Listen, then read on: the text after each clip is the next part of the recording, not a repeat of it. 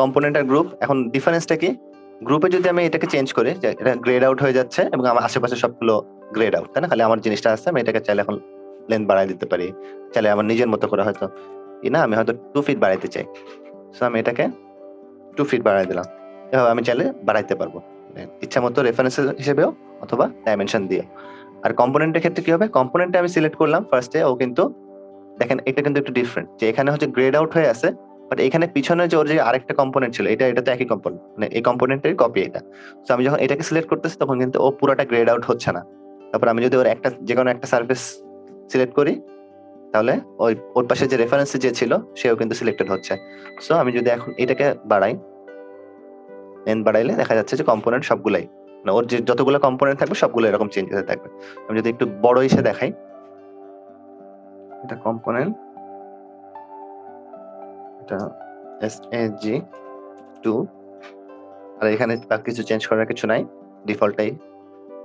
আচ্ছা, এখন এটাকে আমি কি করলাম, আমি অ্যারে করব এখন। সো আমি এটা ফার্স্ট হচ্ছে অ্যারে করতেছি, এই ইনটু হয়তো 25, অনেকগুলা হয়ে গেল আমার। এখন প্রত্যেকটা যদি এখন আমার হয়তো এই জিনিসটা এরকম না, অন্য শেপের দরকার বা একটা ঘরের মতো দরকার, তো এখন প্রত্যেকটা আলাদা আলাদা করে সিলেক্ট করে ঠিক করা তো অনেক কষ্ট। সেই জন্য আমি কি করবো, যে আমি একই জিনিস সেম কপি করলাম, করে আমি এখন চাইলে যে কোনো একটাতে যদি চেঞ্জ করি, যে আমি এখন এটাতে হয়তো যদি চেঞ্জ করি,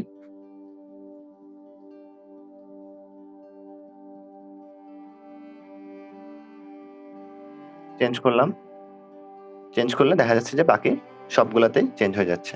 অথবা আমি যদি আরো ডিটেইল করি, আমি হয়তো এটাকে একটু বাড়ায় দিলাম, এটাকে এদিকে করে দিলাম, এদিকে বাড়ায় দিলাম, মানে আমি ইচ্ছা মতো যা খুশি তাই আসলে করতে পারি।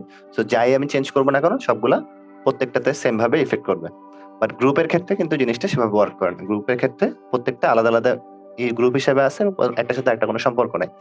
সো যদি আমার এরকম কোনো কাজ থাকে যেটা আমার রিপিটেটিভ কাজ, হয়তো দরজা, জানলা বা লুভার অথবা রেলিং অথবা যে যে সমস্ত জিনিসপত্র, কোনো ফার্নিচার অথবা যে কোনো ডিটেইল হয়তো বারবার আসতেছে একই বিল্ডিং এর মধ্যে, এই সমস্ত জিনিসপত্রগুলোকে আমরা কম্পোনেন্ট করে নিব। সেম ডিটেইল যদি হয়, তাহলে হচ্ছে আমরা একটাকে কাজ করলে সবগুলাতে কাজ হয়ে যাবে, জাস্ট আমাদের কপি করে বাকিগুলোতে বসায় দিতে হবে।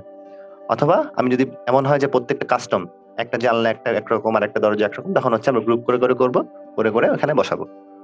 আচ্ছা, এখন হয়তো এমন হলো যে আমার সবগুলাই ঠিক আছে, কিন্তু আমার হয়তো এই যে মাঝখানে এটাতে একটু চেঞ্জ করা দরকার, বাকিগুলো আমার সেম, খালি একটাই ডিফারেন্ট।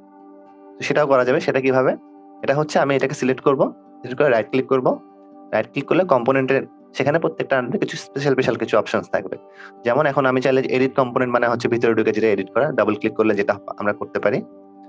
তারপরে মেক ইউনিক আর এক্সপ্লোড। এক্সপ্লোড করলে কম্পোনেন্টটা আবার আগের অবস্থায় ফেরত চলে যাবে। আমি যদি এক্সপ্লোড করি, তাহলে এটা হচ্ছে ওই যে প্রত্যেকটা আলাদা আলাদা সার্ফেসের মতো হয়ে যাচ্ছে, গ্রুপের মতো। অথবা আমি যদি এটাকে মেক ইউনিক করে দিই, মেক ইউনিক করার মানে হচ্ছে ও আর বাকিগুলো থেকে রেফারেন্স নিবে না, ও এখন আলাদা, ও এখন বেসিক্যালি অনেকটা গ্রুপের মতো। এখন আমি এটাকে নিলাম, নিয়ে এখন আমি এটাকে সিঙ্গেল একটাকে এডিট করলাম কিছুটা। এখন আর যেটা হবে, আমি যদি এক্সপ্লোর করে করতাম, তাহলে কি হইতো যে এটা একটাতে থাকতো, কিন্তু আমি যেহেতু এটাকে কম্পোনেন্ট হিসেবে রেখে দিছি, কিন্তু ইউনিক করে দিছি, তো তার মানে বেসিক্যালি যেটা হচ্ছে যে ও আগের যে রেফারেন্স যেখান থেকে নিচ্ছিল, আমি ইউনিক করার ফলে ও রেফারেন্সটা ভেঙে একটা নতুন রেফারেন্স তৈরি করছে, এটা হচ্ছে নিজে। তারপরে আমি যদি ওই ইনস্ট্যান্সটাকে আবার কপি করি, তখনও কিন্তু ও ওই আগেরটার সাথে রেফারেন্সে কাজ করতে থাকবে।